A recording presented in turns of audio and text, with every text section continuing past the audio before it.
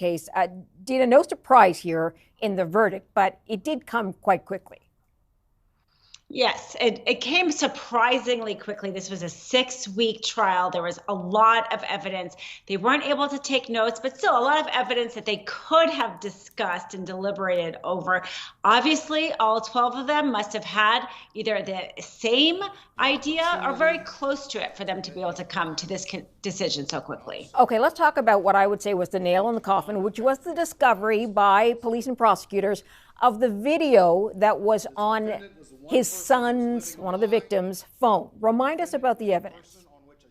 So basically, there wasn't a lot of what we see sometimes in murder, like forensic evidence, blood evidence, but there was a lot of cell phone data, both step tracking and this video that you mentioned. His son took a Snapchat video that he then sent to his friend, and it was close in time to when the prosecutors say he and his mother was killed.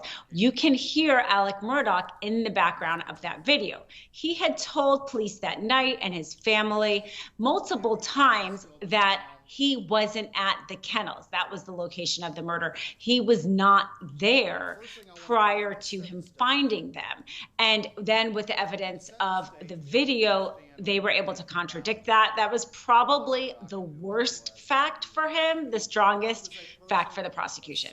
And then it was a scramble to explain to the court why he was caught on a recording somewhere where he said he wasn't that night. So how did he explain it? Because he did take the stand. So basically, he tried to say that, at the time he was addicted to opiates, and this made him paranoid of the police. He knew suspicion usually fell on the husband. He did find them, and that if they thought he was there also prior to the murders, then that they would conclude that he did it. And that was basically how he owned up to it. I followed this case from the beginning, and there are so many interesting facts around this case, some that came in, some that didn't.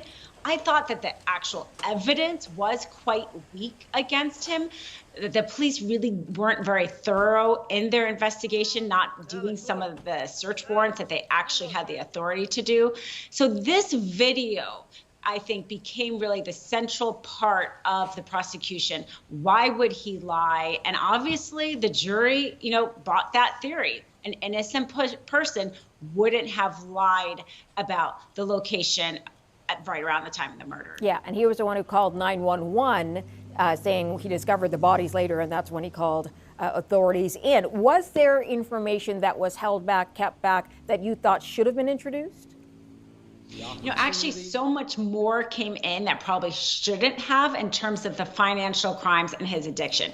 I mean, here's the thing, is we know that he's going to have these really strong issues on appeal. We don't convict people based on them being bad people, right? They can't, not going to their character, only if this goes toward motive. Essentially, the prosecution was able to convince the judge that the financial crimes goes toward motive. But he and his attorneys are going to have a really strong argument that, hey, there was so much stuff that came in really about his character, that he was a liar, that he stole the money from these victims, actually, of these really horrible tragedies on their part. And he just stole their money. He was an opiate addict. He lied about his addiction. He was just a liar, liar, liar. And he was a bad person. And that's why you should convict him of this murder.